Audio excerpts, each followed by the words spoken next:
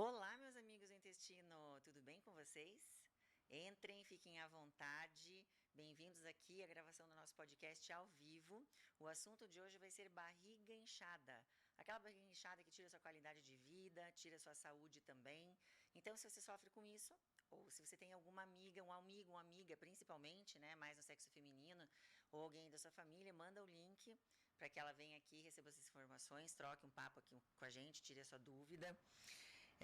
Vocês que já são, né, já seguem a gente aqui do Papo Digestivo, ou lá no Clube Amigos da Microbiota, que é o nosso outro canal do YouTube, vocês já sabem como que a gente leva o enfoque dos assuntos que a gente traz aqui. Para quem é novo, eu gostaria de explicar como é que a gente trabalha, como por exemplo hoje, o tema da barriga inchada. Isso é um desequilíbrio, um distúrbio da microbiota que acontece no intestino. Então, quando a gente traz os temas aqui, que são também das doenças gastrointestinais tradicionais, a gente vai sempre enfocar, vai dar um foco nas questões diferentes que a gente está começando a conhecer, porque o estudo do projeto Microbioma Humano, né, onde estudaram a microbiota no ser humano, que terminou agora em 2017, 2016, gente, é muito novo em relação à medicina, né? A gente está em 2024, então nós estamos revendo conceitos com esse estudo da microbiota, nomeando doenças de uma forma diferente. Isso permite que a gente tenha um entendimento de como o intestino e a microbiota falam com todo o nosso corpo, a questão de ferramentas para diagnóstico, que exames que usa, temos exames diferentes, e isso com certeza traz um tratamento melhor, um entendimento melhor de algumas situações que ficavam meio num vácuo, numa lacuna, sabe? O paciente realmente não tinha resultado nos seus tratamentos. Então, para quem é novo, seja bem-vindo. O Papo Digestivo com a doutora Lana já tem mais aí de 24 episódios, você pode olhar lá no YouTube e acompanhar, tá? E para quem já nos segue, muito bem-vindo, vamos lá conversar sobre barriga inchada, tá bom? A gente está começando hoje aqui 17h40 em ponto. Nós estamos no Ser Médico Podcast, um estúdio que está aqui no Shopping Cristal em Curitiba, que é do nosso amigo Dr. César Berger, mas a gente vai ficar aqui 30 a 40 minutos conversando sobre isso, dá tempo de você mandar o link aqui para quem você acha que precisa saber sobre barriga inchada. Eu fiz uma pesquisa no final de semana, coloquei ali a caixinha no Instagram e também fiz uma pesquisa lá no TikTok, e eu tenho bastante pergunta aqui, que são dos pacientes e dos seguidores, que eu vou colocar nesses primeiros minutos, e se alguém quiser, coloca ali ao vivo que a gente discute alguma coisa também, tá bom?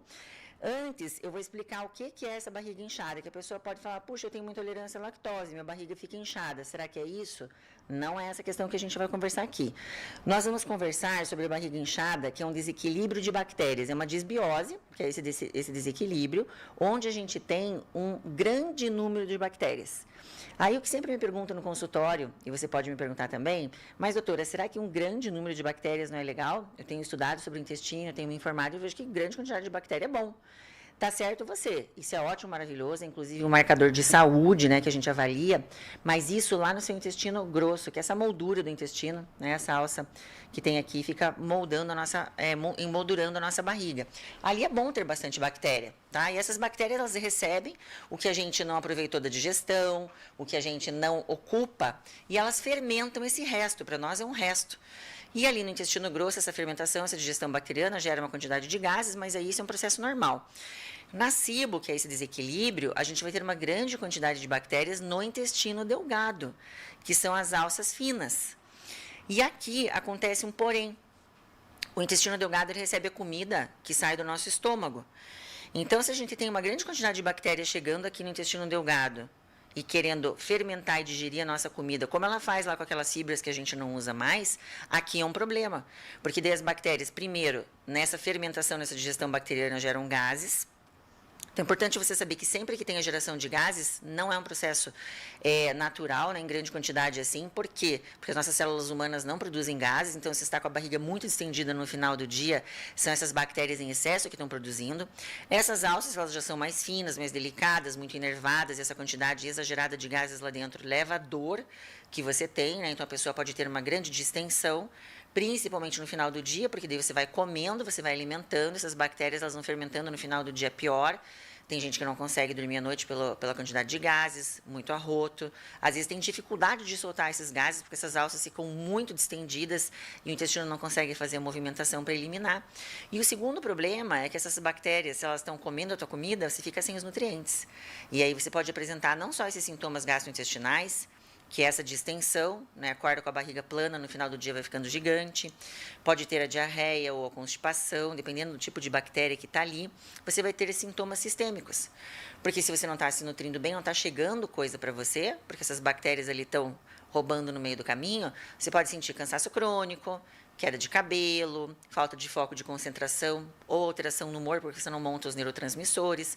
Mais de 30 neurotransmissores são formados no intestino.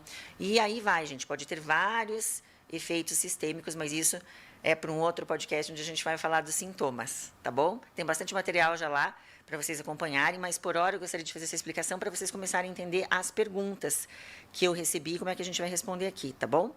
Então, nós temos a Bruna Ferrarini, que ela fez a seguinte pergunta. Após o protocolo de tratamento da SIBO, recebi o diagnóstico de SIBO e tratei. Como cuidar para não ter SIBO novamente? Então, esse é um dado que a literatura médica traz para a gente, que em 6 a 9 meses você tem uma chance de recidivar a SIBO. Por quê? Se não for identificado o que causou a SIBO. SIBO é o quê? Esse supercrescimento de bactérias, como expliquei para vocês. Só que precisa de um motivo para acontecer essa SIBO. Tem uma força maior, costumo fazer essa brincadeira, né? Tem algum motivo que levou a SIBO.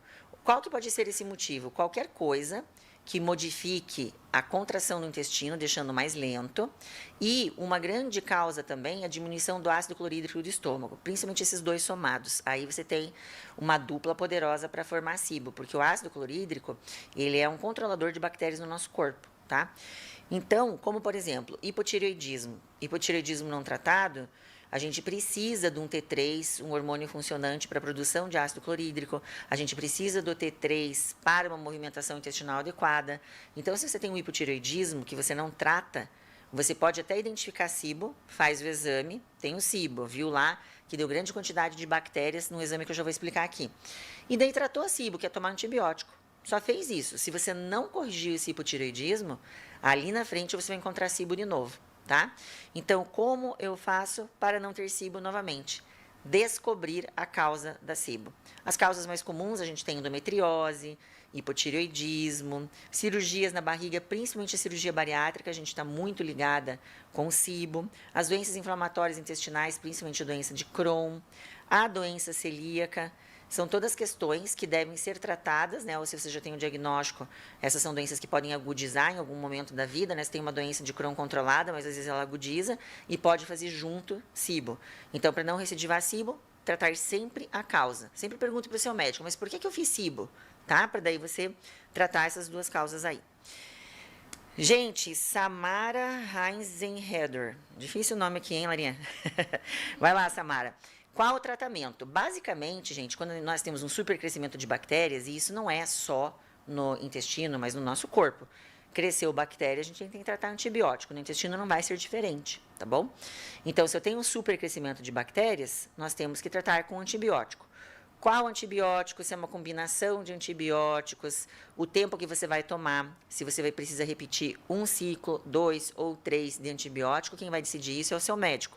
Baseado no quê? Baseado na causa da SIBO, que eu já falei, são várias, mas principalmente antibiótico, suplementos para o intestino. Por que isso é importante? Porque a SIBO, esse desequilíbrio, ela leva a uma inflamação muito importante na parede do intestino. Essas bactérias que crescem ali no intestino delgado, lembra que eu falei que não era para ter tanta bactéria ali, que ele é só para chegar mais comida? Quando essas bactérias estão ali, elas produzem substâncias inflamatórias que atingem a parede do seu intestino, fica inflamado a parede do nosso intestino, isso afeta o sistema imune que tem ali. 85% do nosso sistema imune está no intestino, então por isso que essas pessoas com SIBO às vezes têm infecção do trato urinário de repetição, candidíase de repetição, renite, sinusite. Então, acontece isso também, a gente tem que, na suplementação para o intestino, até que esse intestino se torne absortivo, fazer uma suplementação para que ele fique bem. Então, revisando, antibiótico, suplementação para o intestino, para arrumar essa bagunça que está ali, e a questão da dieta. A gente sabe que só tratar com antibiótico, o tratamento não é 100%, apesar de todo mundo achar que antibiótico, ele vai resolver. Nós sabemos que a complementação com a dieta é importante. Qual dieta? Qualquer dieta que reduza a quantidade de alimentos que fermentam, porque essas bactérias, lembra que eu falei que elas fazem a digestão, a fermentação? Então, tem certos tipos de alimentos que a sua nutricionista ela vai ter que tirar para que você não faça sintomas nesse período de tratamento. Essa é uma dieta que ela não serve de tratamento, mas ela com certeza é uma ferramenta que complementa o que a gente está fazendo para melhorar a SIBO, tá bom? Ilza Maria Mata de Oliveira. A Ilza perguntou o seguinte: o que é esse teste de hidrogênio expirado? Gente, eu noto muito nos meus posts, nos meus vídeos, que realmente falta muita informação em relação a esses desequilíbrios da microbiota. As pessoas não sabem o que é SIBO, não sabem o que é SIFO, não sabem quais são os testes que pede. Se faz o teste, não sabe para que médico levar. Então, isso a gente vai esclarecer aqui nas próximas perguntas, porque elas são realmente bem comuns aqui para mim, tá?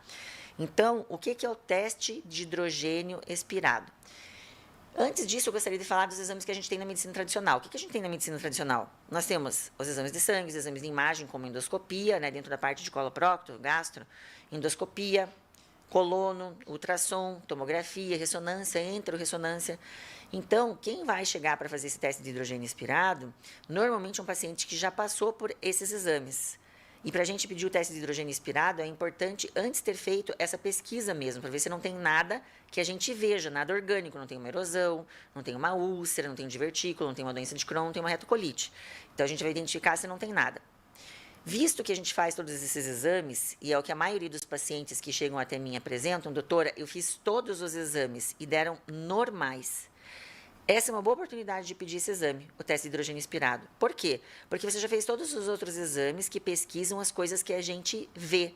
E o que não foi visto nesses exames? A microbiota é invisível a esses exames. Então, a gente tem que pedir o teste de hidrogênio expirado. Esse teste, gente, ele vai medir de uma forma indireta a quantidade de gases que essas bactérias produzem. Lembra que eu falei que nossas células humanas não produzem essa quantidade de gás?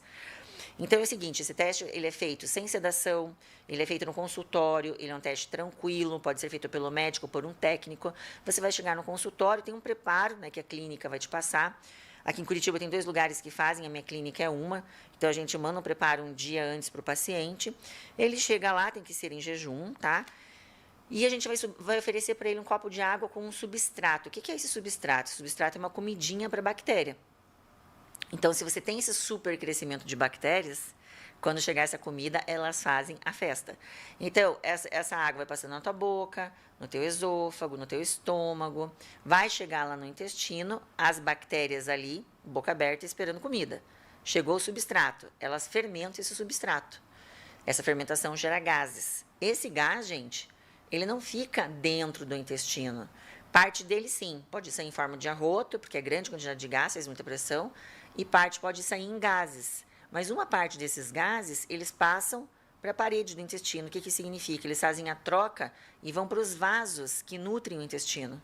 Esses vasos têm sangue, esse sangue vai passar lá no teu coração, passa no teu pulmão e troca o gás para o pulmão de novo. Então, por isso que se chama teste de hidrogênio expirado. Hidrogênio é o nome do gás que as bactérias produzem e expirado porque de tempo em tempo a gente pede para você soprar numa maquininha, né? Você sopra nessa maquininha, a gente capta esses gases e faz uma leitura. Se tiver acima do normal, é teste de hidrogênio expirado positivo para SIBO. Bom, vamos para a próxima aqui. Kellen Liz Bord. A Kellen pergunta o seguinte: precisa de pedido médico para fazer o exame?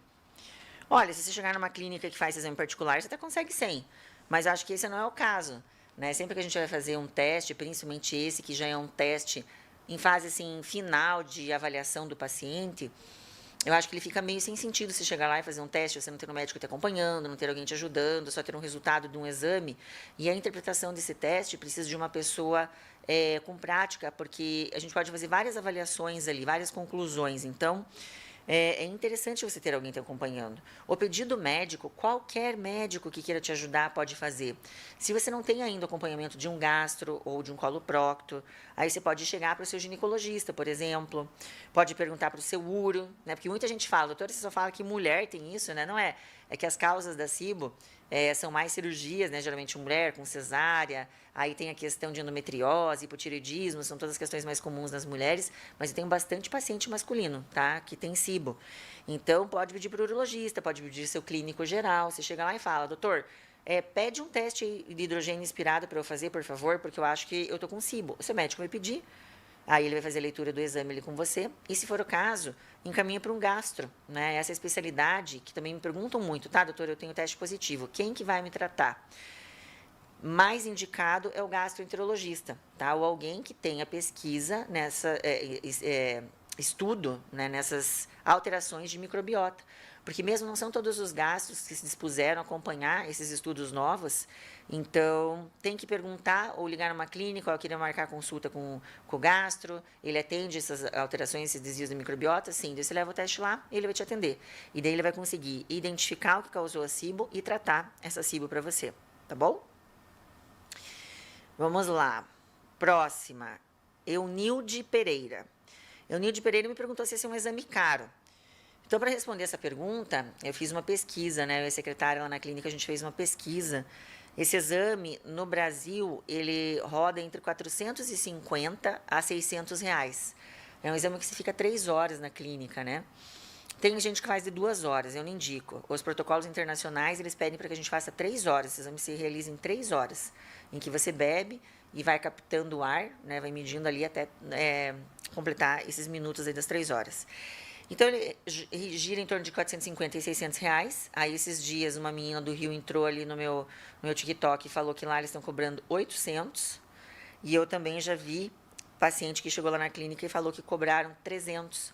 Então, isso depende das horas, se faz 2 ou 3. Repito que eu aconselho que seja de 3 horas. Perguntem no lugar que você vai fazer se é de 3 horas. O substrato que a gente usa é lactulose. E perguntar também se esse exame é feito por um médico ou por um técnico, que também pode ter alteração do valor por causa disso, tá bom? Me perguntaram se faz no SUS. Até onde eu sei, não. Talvez hospitais universitários que sejam referência, que tenham uma linha científica significativa, pode ser que façam esse teste lá também, tá? Rosane Oliveira. Rosane Oliveira falou assim, eu tenho doença de Crohn e eu vivo inchada. Pode ser que eu tenha SIBO? Olha, a doença de Crohn, ela é uma doença inflamatória, uma doença autoimune que atinge o seu intestino. E ele pode acometer ali a porção final do íleo, né? Porque o intestino delgado é duodeno, jejunum e íleo. Ele pode atingir o intestino grosso com a porção final do intestino delgado.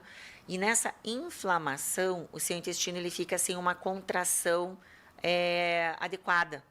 Qual que é a ideia dessa contração? O que a gente espera dessa contração intestinal? Principalmente do delgado, que ele mande comida para baixo, o resto de comida que está passando, que tem que ir embora, né, absorver ou estou mandando o resto lá para baixo, e mandar as bactérias. O intestino delgado não é que ele não tem bactéria, é que ele tem muito pouquinho em relação ao intestino grosso, né? O intestino grosso tem trilhões, que eu falei que é um marcador de saúde. No delgado é para ter muito pouco, né? A gente até brinca, dá para considerar que o intestino delgado é estéril em relação ao grosso. Não é, que tem tão pouquinho.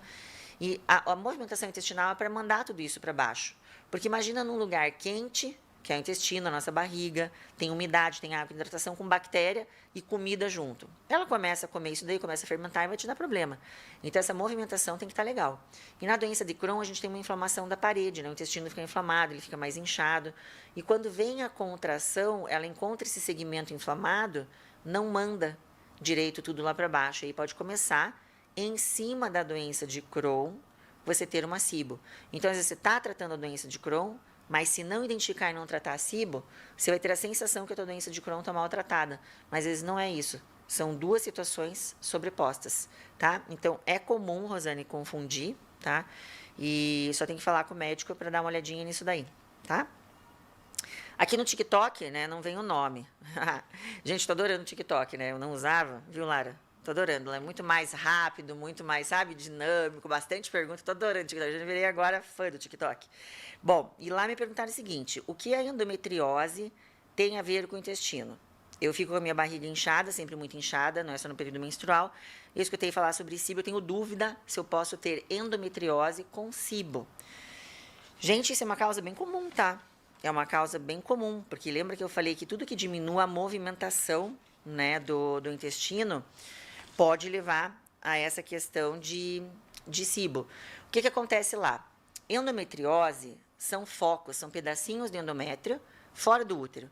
Porque ali no útero, né, ter endométrio na camada interna, isso é normal. Só que endometriose, esses foquinhos estão lá fora. Onde que está lá fora?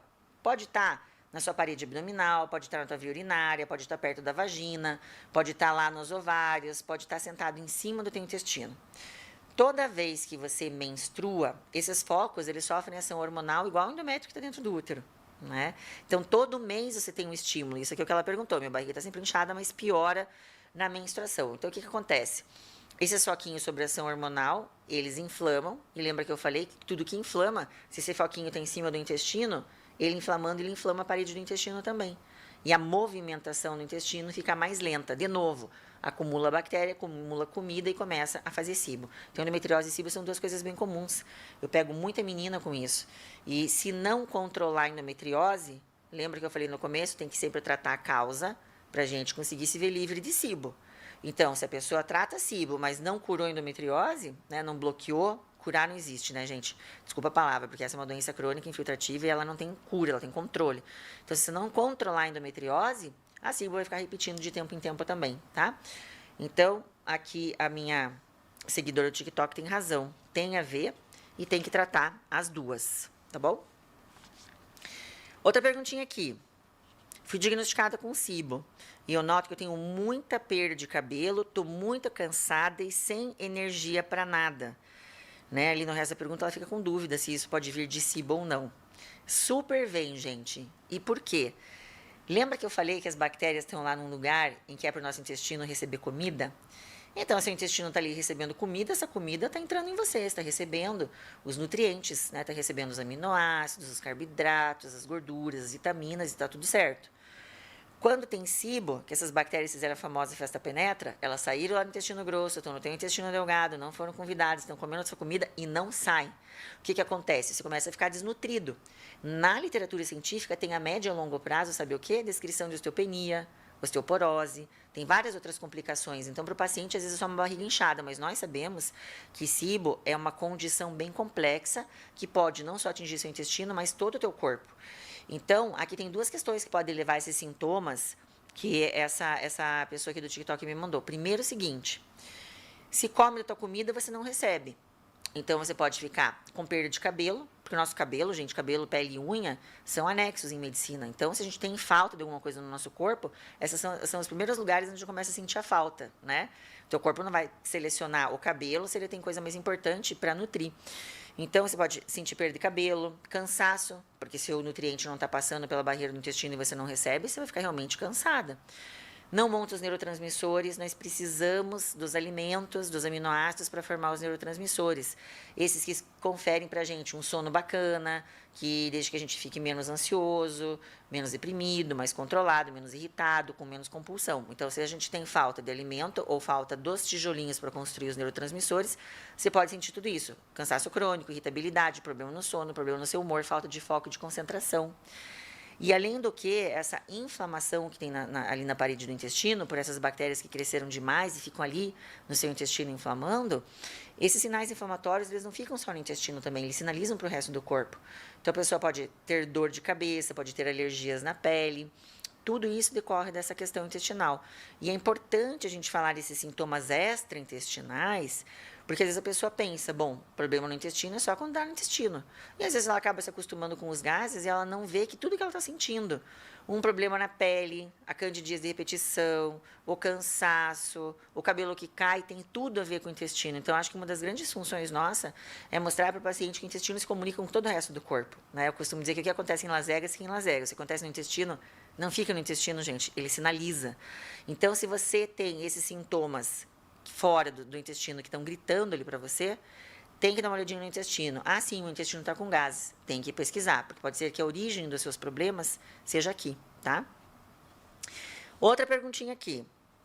Também do TikTok, não vem nome. Esse negócio do TikTok, a única coisa é que não vem os nomes, né, Lara? Vamos lá. Fiz dieta low FODMAP. No começo melhorou muito os meus sintomas. Mas agora eu não consigo ficar um final de semana sem a dieta, como alguma coisinha diferente e já pior. Bom, lembra que eu falei para vocês? A questão da dieta low FODMAP é uma dieta que auxilia a gente, é uma ferramenta para diminuir os sintomas do paciente enquanto ele está fazendo um tratamento com antibiótico, a gente está desinflamando o intestino, mas ela não é uma dieta de tratamento sozinha, tá? Ela só vai diminuir a comida para as bactérias ficam ali meio latentes, não recebeu comida, elas ficam paradinhas, mas elas não morrem, é uma grande quantidade de bactérias. E daí, quando você sai da dieta Low Food Map, que você entrega para elas alguma coisinha que elas comem, elas já fermentam, você já tem o sintoma de volta. E ninguém vai viver, gente, numa dieta Low Food Map. Para quem não conhece ou tiver uma curiosidade, dá uma olhada na internet. Dieta Low Food Map é uma dieta baixa em fermentados, alimentos que fermentam. Então, é baixa em carboidrato. É uma dieta muito restritiva. E a pessoa não consegue ficar muito tempo com isso. A gente usa 30, 45, no máximo 60 dias e tem que tirar o paciente dessa dieta. Até ali tem que ter resolvido esse problema.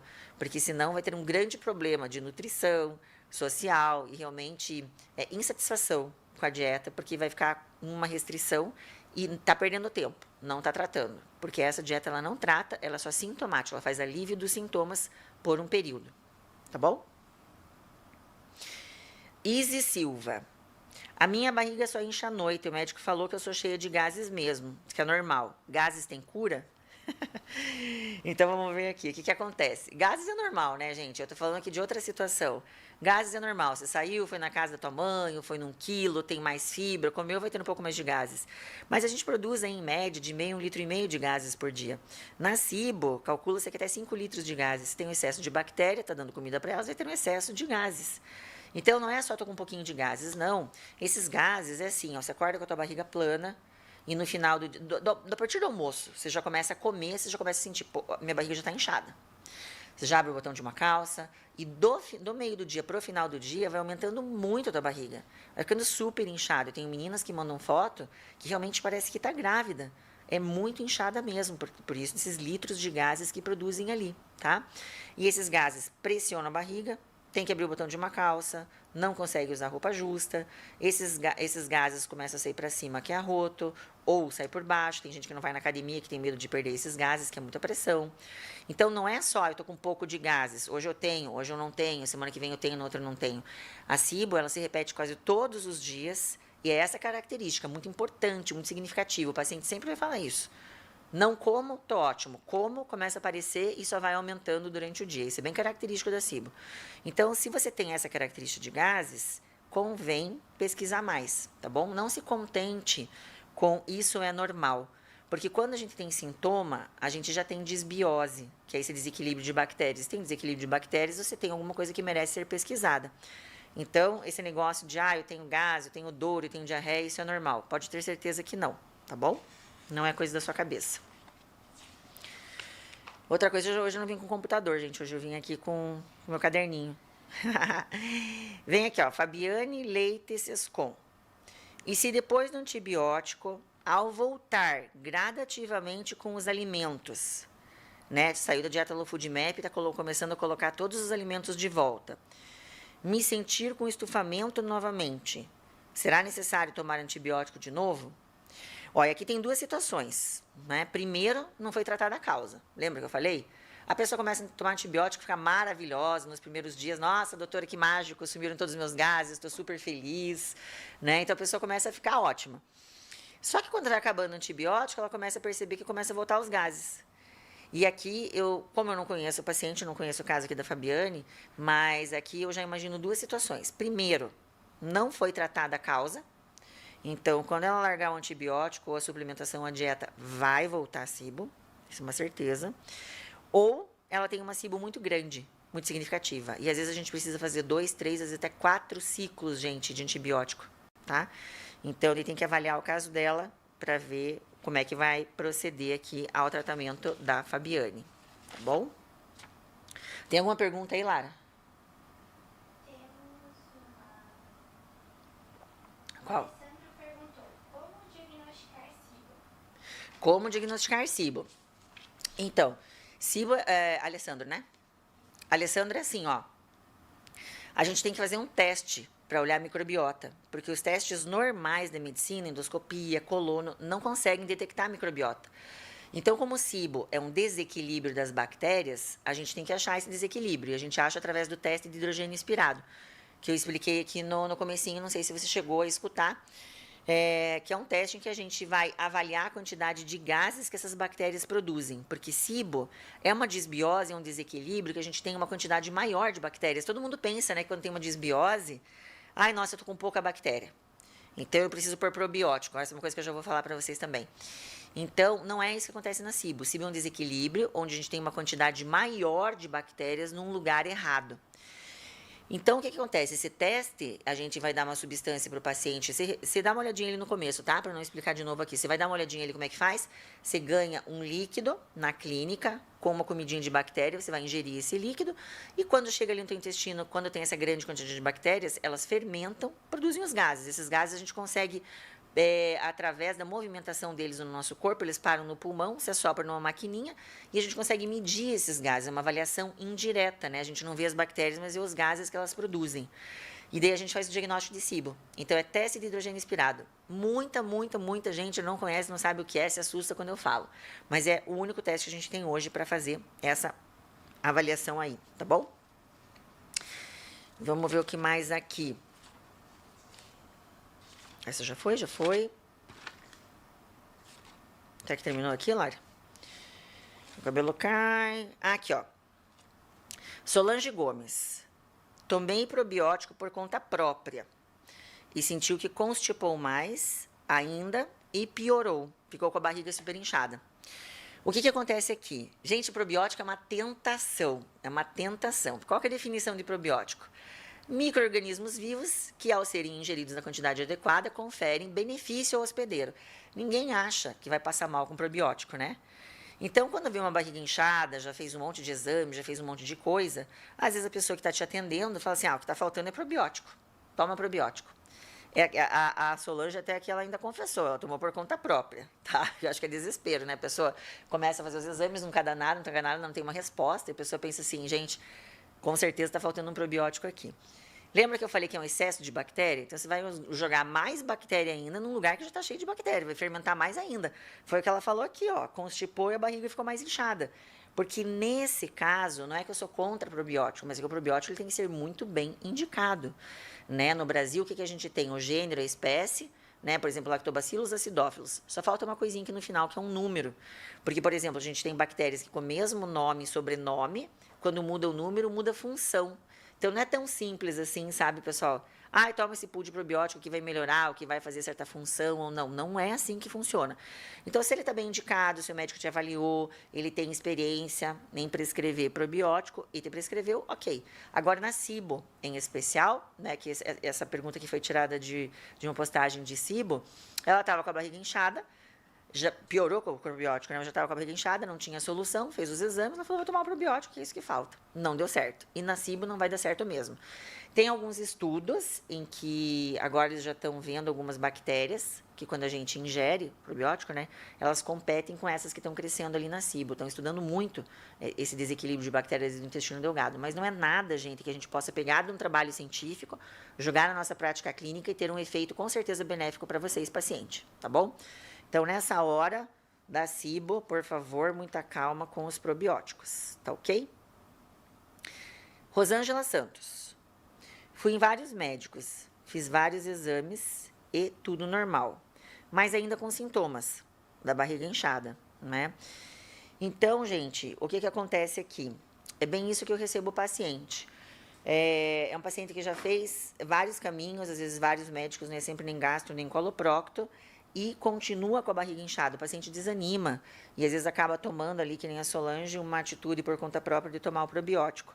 Então, esses desequilíbrios, a gente tem que cada vez conversar mais. Como eu falei, eu vejo que os pacientes estão muito carentes desse tipo de informação, que realmente são poucos médicos lidando com isso, e a gente precisa falar desses desequilíbrios das bactérias. Pode ter SIBO, que é o supercrescimento de bactérias no intestino delgado, pode ter SIFO, que é o supercrescimento de fungos no intestino. Candidíase é uma manifestação dessa síndrome fúngica. Você pode ter fungo na unha, também pode ser do fungo no intestino. Você pode ter dermatite seborreica, que as pessoas acham que é caspa, sabe, no cabelo, e é da questão do fungo. Bolinhas nos braços, também é do fungo. Compulsão por doce, também é do fungo. Também é um desequilíbrio das bactérias ali no intestino. Porque quando a gente perde as boas bactérias e a gente tem as ruins, elas permitem que o fungo que já está lá no teu intestino, que o fungo está no meu intestino, no teu marido, no teu filho, mas ele está contido. Quando a gente tem esse desequilíbrio das bactérias e as boas desaparecem, que são as policiais ali do ambiente, o fungo ele vem, tá? Então ele começa a se espalhar e se manifestar de diferentes formas no corpo da pessoa. Então, todas essas questões a gente tem que vir discutir, né? Eu convido vocês para a gente estar aqui toda segunda-feira às 17h30 para formar uma comunidade que vai falar sobre essas questões do intestino, sobre esses desequilíbrios, porque é muito importante a gente ter o conhecimento para que a gente possa realmente orientar a nossa busca, para que direção que a gente vai para recuperar a saúde. Porque chega um momento em que você faz os exames tradicionais da medicina e você vai ter um stop, né? Como eu falei, fez todos esses exames, a Solange aqui, ó, a Rosângela fez todos os exames e parou. Porque realmente não partiu para o plano B, que é procurar a microbiota. Tem outro plano também, que é a alteração da função do intestino. Então, tem que prosseguir essa investigação. Muito paciente vai ficar parado aqui, tá? E vai sofrer, vai achar que são coisas da cabeça, né? Tem muitos ansiosos, se não eram ansiosos, ficam, porque daí é uma doença crônica, né? É os gases, que daí já soma com a diarreia, com a constipação, vai ficando limitante de vida social, não pode comer nada, tem dor de cabeça, tem cansaço, falta de performance mental, falta de performance no corpo, porque se você não recebe nutrientes, você começa a acumular gordura, né, que o teu corpo sente que você não está recebendo, ele estoca a tua gordura, você não consegue ganhar massa magra, porque não está entrando nada ali para absorver, você não vai montar massa magra mesmo. Para quem não sabe, eu sou médico de esporte, também faço trabalho de recuperação muscular nas minhas pacientes. Então, isso são coisas que acontecem, vai minando a qualidade de vida do paciente, tá? Então, tem que entender que quando der um stop na parte tradicional, partir para a pesquisa de microbiota e as doenças funcionais. Isso é muito importante, tá ok? Só deixa eu ver aqui. Essa foi? Mais alguma coisa aí, Lara?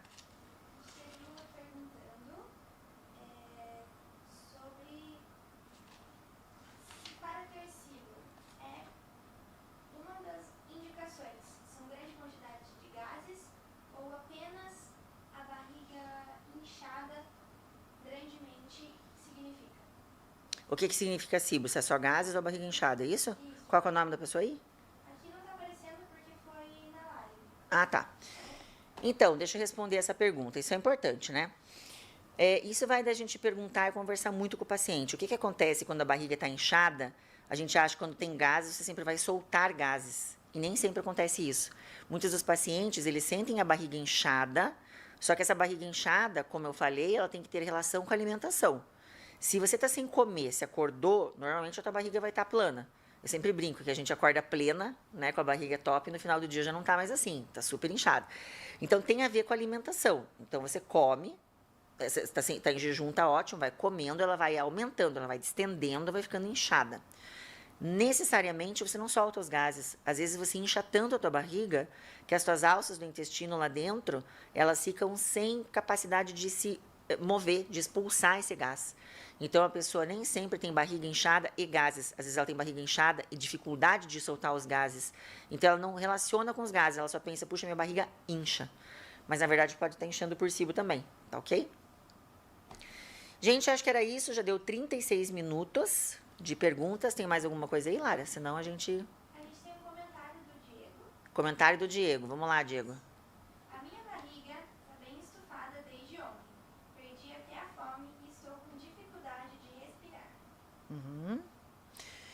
Essas questões, gente, da SIBO, elas não acontecem num episódio único, né? Tudo que eu falo, assim, o que a gente tem que reparar os nossos sintomas?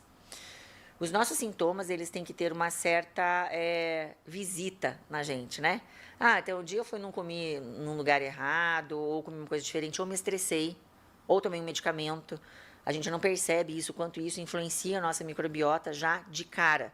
Né? Então, você veja, às vezes você come uma coisa num restaurante, você não sai nem do restaurante, você já passa mal. Então, assim, às vezes é de imediato, às vezes um estresse. Então, a gente não nota o que pode ter influenciado a nossa microbiota e ter dado aquele sintoma, mas às vezes é uma coisa focal.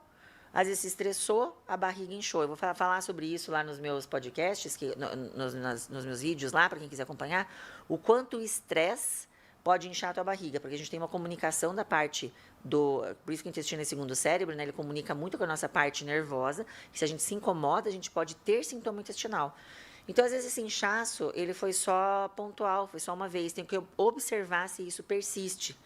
Se isso for persistindo, aparece todo dia, tá ligado com a alimentação, tá ligado com o emocional, né? Porque depois pode ser síndrome do intestino irritável, tá ligado com dor para evacuar, ou você evacua e melhora, ou vai acrescentando sintomas, aí você tem que buscar, tá? Tem gente que às vezes se preocupa com um sintoma único, que apareceu uma vez só isolado, isso não quer dizer nada. Tem que se preocupar com as coisas que vão aparecendo, vão encorpando com outros sintomas, e aí a gente tem que pesquisar, tá bom? Diego, espero que tenha respondido a tua pergunta, senão você deixa lá que a gente responde depois, tá? Mais alguma coisita? Então tá bom, gente. 38 minutos, vamos terminar. Se vocês tiverem sugestão de tema também, tá? Ou perguntas mais específicas sobre alguma coisa que vocês tenham curiosidade, pode deixar lá no meu Instagram, doutora Luana HV, ou no meu TikTok, que eu passo grande parte do tempo lá agora, que é doutora Luana Euco, ou aqui no Ser Médico Podcast, que é o Papo Digestivo com a doutora Luana, ou lá no Clube Amigos da Microbiota no YouTube. Tem bastante lugar para você me achar aí, tá? Deixa a sua pergunta que vai ser um prazer responder para você. Eu acho que a gente tem que trazer esses assuntos.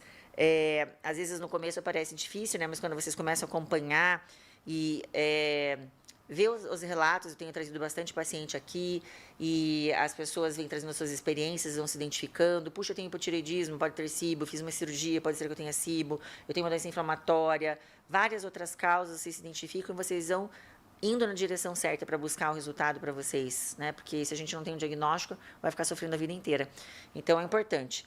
Estou aberta a todas as perguntas, pode me mandar lá que eu vou respondendo nos vídeos. Se não, no próximo podcast, sempre segunda, não esqueçam, 17h30, Papo Digestivo com a doutora Luana, ao vivo, ok? Obrigada e espero sempre vocês. Tchau!